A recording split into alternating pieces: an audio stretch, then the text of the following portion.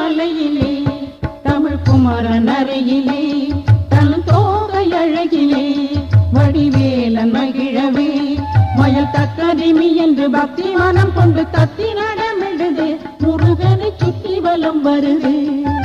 தணிகை மலையிலே தமிழ் குமரன் அருகிலே தன் தோகை அழகிலே